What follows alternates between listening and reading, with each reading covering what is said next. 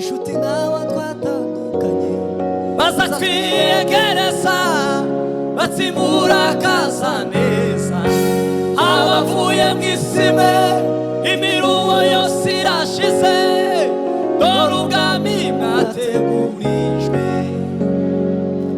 abamarayika basaririmba bati Yesu we uwapfuye yopfiriye abameze nk'aba ari ngororano n'amakaya z'abanesheje bizahabwa itorero yicunguriye abadutanzeyo intwari nabo twatandukanye basa twiyegereza batsimura kaza neza abavuye mu isi azabona rimwe ryo munanira azakora ibikomeye umwami azakora ibikomeye ibyananiranye ibyo wasengeye ibyo waririye ibyo wategereje iki nico gihe cyo kugira ngo byakire iki nico gihe cyo kugira ngo Imana igutabare iki nico gihe cyo kugira ngo Imana iki nico gihe cyo kugira ngo Imana aho muri aho mutuye mu bihugu murimo Imana y'amahoro ibagirire neza kunezererwa Imana nta wundi munezero uhwanye nawo ibyo byishimo byonyine bibereye abakozi bayo bibereye abayo Yesu yaravuze ngo tacantera umunezero cyandutira kumva ko abana banje bagendera mu kuri umunezero wacu ibyo byishimo by'Imana umunezero wacu niyo munezero w'Imana nta kindi cyayirutira kunezerwa no gushima gisumba kumva ko tugendera mu kuri turabakirije ko dufatanye gutaramira Imana no kunezerwa Imana bane bamushakaje mesemi Imana imeze Imana yacu yoyo nyine yibasha kutwumva yo yakoze ibyo twayisabye yose n'ibisigaye zabikora birashoboka ko waba uri mu bihe bikomeye bikugoye bikuremerereye ariko ndagira ngo tutaramanitse kubwira ngo humura hirya y'ibyo bihe hari ibindi bihe bihetse isezerano hirya y'ibihe uri kunyuramo hari ibihe byiza Imana irimo gutegurira haleluya umuntu wese uko ari n'uko ameze ntawuzugera muri Kanani atarabaje guca mu butayu buri wese afite igikombe cyitwa Maka agomba kunyuramo nico uzasigamo ibisa n'ibimeze nk'ugutwara imbere yawe ariko uzagera muri Kanani unezerewe kandi wishimye dufatikanye dusenge Imana mu izina rya Yesu Kristo Yesu turagushima Yesu turakunezerewe Imana tidufite icyo twaguha n'ibyo dufite n'ibyo waduhaye uduhaye twakora mu byo waduhaye Imana muri ibi byarabuze ngo abo mu ijuru nibagushime abo mu isi izina ryawe rihimbazwe Bibiliya yarambwiye ngo ni umunara muremure abakiranutsi bawungiramo bagakomera abaterwa n'ibyago mugiganuka batera mu gihugu inzige zikaduka zikabarira imyaka aravuga ngo muzaze mwegere mu izina rya Yesu Kristo usenge ni mu ijuru uzaba barushye dutaramiye kuri uyu musozi Bibiliya irabagoye mwabarushye dutaramiye muri ubu butayu ngo wumve abafite imitwaro iremereye imitima yabo abafite ibihe bibagoye mu izina rya Yesu Kristo uborohereze Imana ubagirire neza ubafashe kandi ubasure amen ari kurira kwararira umuntu nyamara mu gitondo impundu zikavuga ari bwaba bwije mu buzima bwawe nyamara wihangane umusekura atanditse ahari kurira kwararira umuntu nyamara mu gitondo impundu zikavuga ahari bwaba bwije mu buzima bwawe nyamara wihangane umusekura atanditse ahari kurira kwararira umuntu nyamara mu gitondo impundu zikavuga ahari bwaba bwije mu buzima bwawe nyamara wiyangane usekura atanditse ari kurira ayikwa ararira umuntu nyamara mu gitondo impundu zikavuga ari bwaba bwije mu buzima bwawe nyamara wiyangane usekura atanditse umuseke utambike mu izina rya Yesu. Dufite Imana ikomeye idashobora kwirengagiza amarira yabera ibiheme idashobora gukuraho icyo yavuze n'indime n'iherezo kandi ihagaze ku itangiriro. Muhumure muhumure dufite Imana ikomeye idashobora kwirengagiza amarira yabera ibiyeni idashobora gukuraho icyo yavuze n'indime n'iherezo kandi ihagaze ku itangiriro. Mu buzima bwawe nyamara wiyangane usekura atanditse. Bibiliya irabangwerega ibirenge byuzanye inkuru nziza ngo ni byiza habe no ku misozi ngo bikamamaza iby'amahoro bikabwira Siyoni ijambo ry'Uwiteka rikuru.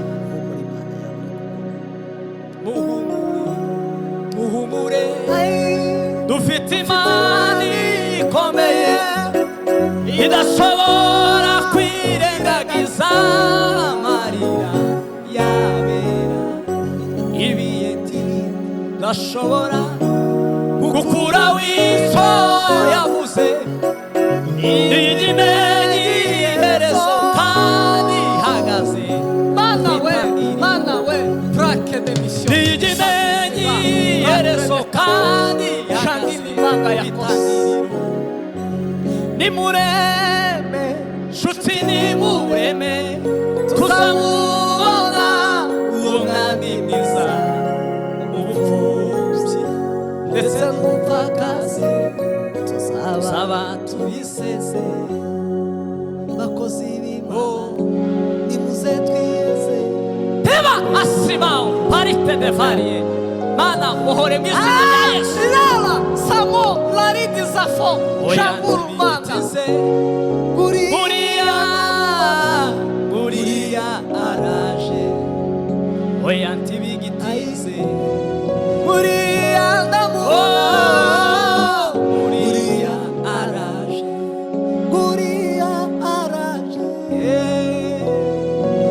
aje gutwara itorero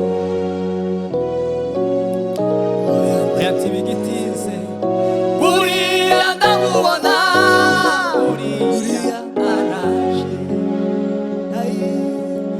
oya ntibigitize Guriya ndamubona Guriya araje.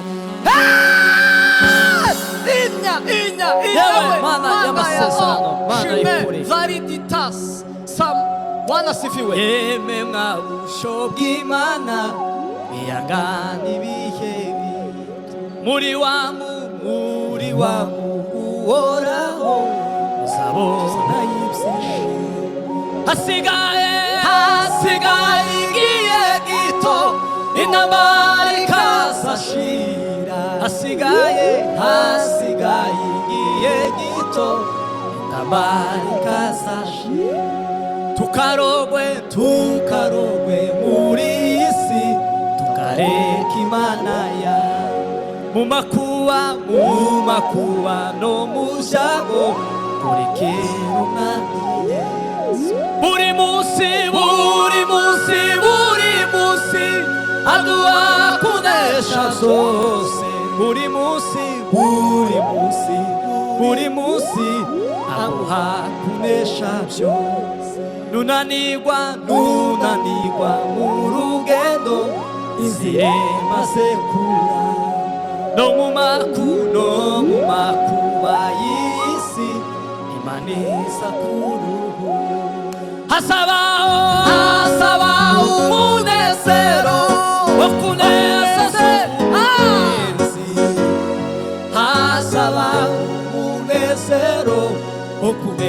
kunezeza asaba umunezero wo kunezeza asaba umunezero wo kunezeza nitwizera tuzabona ca gihugu co mw'ijuru kandi yo inkuru nziza namwe izatugerage turi hafi yo guhurira mw'ijuru turi hafi yo guhurira mw'ijuru turi hafi yo guhurira mw'ijuru turi hafi yo guhurira mw'ijuru nidutumirwa n'urupfu tuzimuka n'ibyishimo ibyo twiringiye byose tuzabibona mw'ijuru hasaba n'umunezero uhoraho hasaba umunezero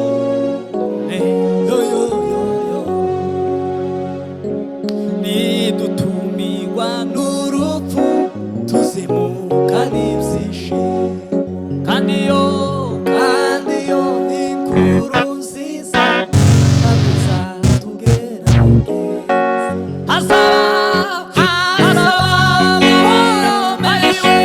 n'umunezero uhoraho asaba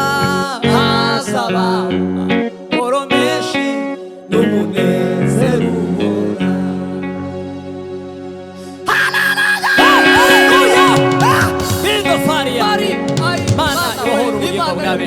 Imana ibohora ubugingo bwanyu niyo twikoreshe urugendo rwose niyo izatugeza niyo twikoreshe urugendo rwose niyo izatugeza Imana izayumva gusenga yego abadeperi bazaririmba bakavuga ngo nimba warasenze Imana izakora kandi tegereza wizeye izaduhemba iyo Mana izaduhemba nitwakora neza izaduhemba nitwiyangana n'ukuri izaduhemba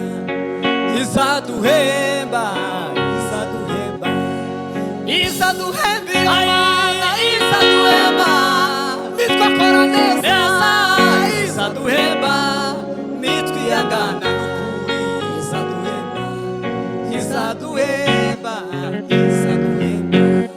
nitwiyangana n'ukuri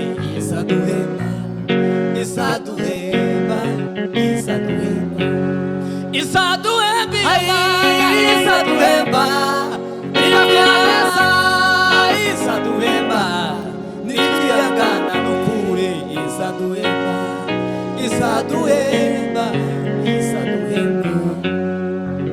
hari ingororano n'amakamba by'abanesheje bizahabwa itorero icungure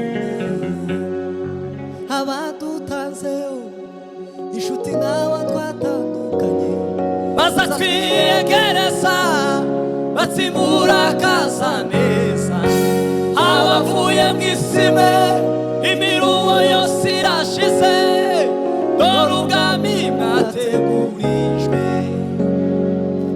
abamarayika bazaririmba bati Yesu we uwapfuye yopfiriye abameze nk'aba hari ingororano n'amakaya z'abanesheje bizahabwa itorero yicunguriye abadutanzeyo intwari n'abo twatandukanye bazatwiyegereza batsimura abavuye mu isi mwe imiruho yose yashize dore ubwami mwategurijwe. Ni igitangaza gikomeye. Abamarayika mukristo nabyiringiro ngo bageze ku misozi y'igikundiro ngo abungeri bari bahari ngo baje inama ngo yo kubereka ngo ibyiza ngo baye bajamo ngo baravuga ngo nimuze tubaheze darubini ngo babateza darubini y'ijuru ngo mukristo ngo arangiza urembo Siyoni.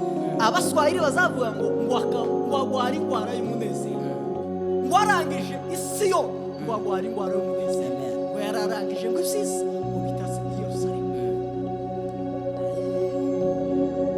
Igiye giti tambari gashira nigiye gitu murabugaca noneho nkarambika kumutwe waje muri gwaruba vuba Yesu mw'ijuru ntiyazagera ibya nico gituma uzoyama mw'ijuru ntiyazagera ibya nico gituma uzoyama umubabaro n'uw'igihe gito ijoro naryo n'iry'igihe gito nirira kenshi muri isi ndimo ariko nubwo tarabona Yesu hazaba w'igitondo gihora mana mw'izina rya Yesu Kristo kureruko Imana izanagura amarira izavanaho umubabaro wose. Imana izanagura amarira izavanaho umubabaro wose. Hari igitaramo cyo mu ijuru abera bazatarama. Murakoze Yesu. Izo ku mwanditsi w'Abaheburayo ndetse n'umuririmbyi yarabirimbye aravuga ngo tuzaba dufite ubwiza bw'abamarayika. Iwe yararimbye umuririmbyi aravuga ngo buzaba ari ubukwe buruta ubwo mu isi kuko buzatahwa n'abamarayika ngo nabo ngo bazaba bafite amatsiko yo kureba umugeni wa Yesu. Umugeni wa Yesu witegure ari hafi yo kuza kutujana mu byicaro byiza zo mu ijuru yateguriye abamwizera bose. Iyo umugeni amaze kwemera umukwe abazi ko ari we bazaba n'iteka akamenya ko asize se na nyina akabana n'umukwe w'iteka ryose. Mugeni wa Yesu witegure ari hafi yo kuza kutujana mu byicaro byiza zo mu ijuru yateguriye abamwizera bose. Iyo umugeni amaze kwemera umukwe abazi ko ari we bazaba n'iteka akamenya ko asize se na nyina akabana n'umukwe w'iteka ryose. Iyo umugeni amaze kwemera umukwe abazi ko ari we bazaba n'iteka akamenya ko asize se na nyina akabana n'umukwe w'iteka. Nifuriza buri wese kuzaba muri ico gitaramo kuzabona umunezero abana b'Imana. Bibiliya iravuga ngo uko tuzasa tukureka ngo ari uko Yesu Kristo ngo niyereka tuzasa ngo tuzamureba haraca kwarukugira z'umutima ariko guhindukira ngura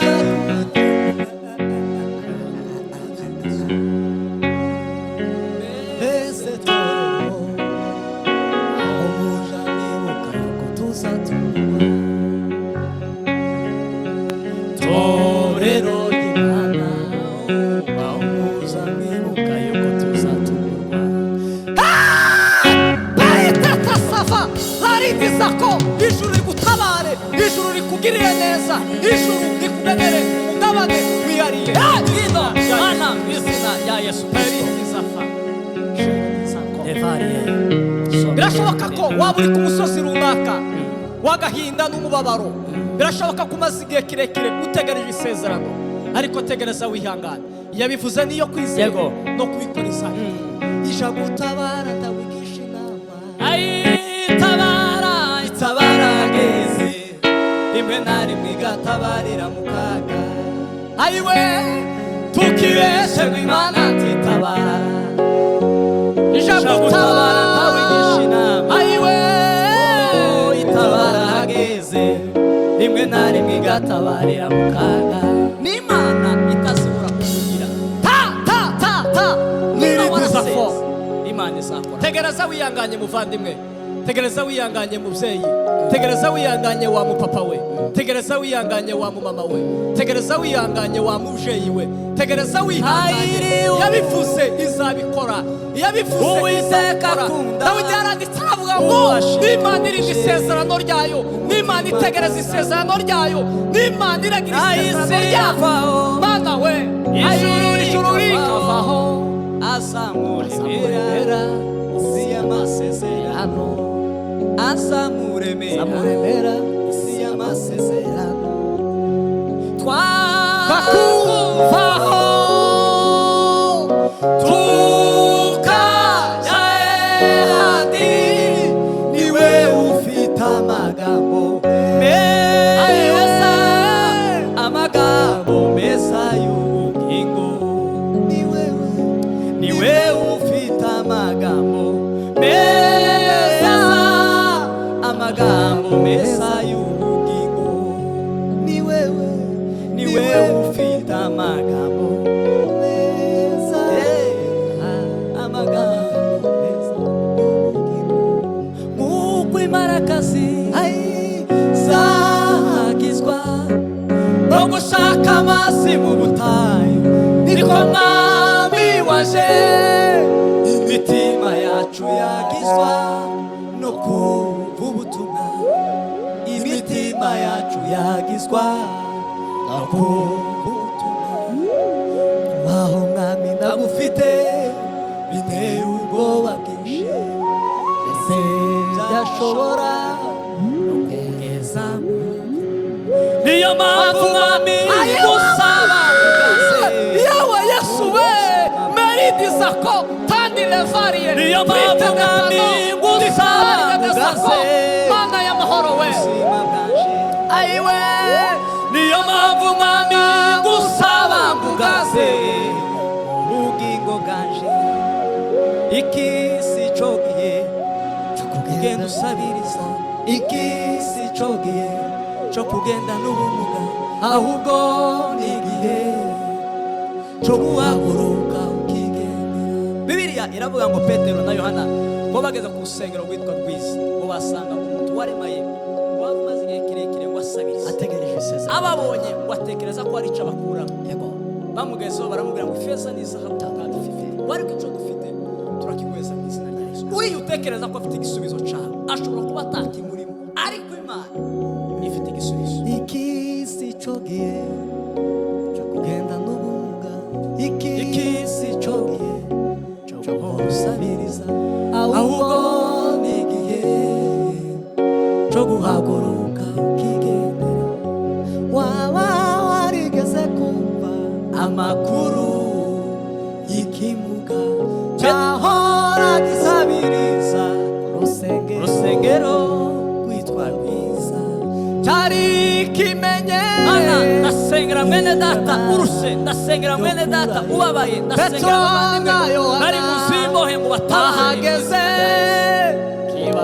bora baboshwe mu isi y'umwuka, bora baboshwe mu izina rya Yesu. Habe kuboka isi y'umwuka mu izina rya Yesu. Imbaraga z'Imana zigaragare, Imana y'igitangaza. Haguruka ugende mu izina rya Yesu, haguruka ugende. Yawe Yesu we haguruka ugende. Igihe utegereje yabuze ibisubizo. Abaganga bashobora gutanga ibisubizo bitari byo, ariko Yesu ashoboye byose, ariko Yesu ashoboye byose. Harabashakira ibisubizo mu bakomeye bize, ariko nabo bifase ku matama imiryango mpuzamahanga yabuze ibisubizo abaganga bashobora gutanga ibisubizo bibi Yesu niwe ubabibwire Yesu birashoboka ko umaze igihe kirekire ufite ikikuremerereye wagiye ku bitaro uravuza birananirana wageze ahatandukanye warasengesheje biranga ariko kandi tumbira Yesu Yesu arakora atuye nyuma y'ibihe aruta itangiriro nubwo ibihe byahinduka we ntibimukoraho Yesu arakora n'umukozi w'umuhanga Yesu arakora ibyo ushaka bimewe nawe Yesu arakora. Hari ijambo Pawulo yandikiye Abafilipi ibice 4 umurongo wa 4 arababwira ngo mwishimire kandi ngo mubibaho byose muhore mushima kuko ari byo umwami abashaka muri Kristo Yesu. Ibyo mudushaka byose wemewe n'Imana kandi ngo tubisabiye tubizingiye. Bibiliya yarambwiye ngo nzahagarara ku munara muremure ngo nzicara ngategereza nkarindira ngo Imana izakora. Aravuga ngo sinzicara gusa ngo ntegereze ngo ahubwo ngo nzakomeza ngo gutitiriza ngo kugira ngo Imana ikore. Atatenda mambo atatenda mambo hakuna neno lisilowezekana atatenda mambo azakora ibikomeye azakora ibikomeye azabona rimwe ryo munanira azakora ibikomeye umwami azakora ibikomeye ibyananiranye ibyo wasengeye ibyo waririye ibyo wategereje iki nico gihe cyo kugira ngo byakire iki nico gihe cyo kugira ngo Imana igutabare iki nico gihe cyo kugira ngo Imana iki nico gihe cyo kugira ngo Imana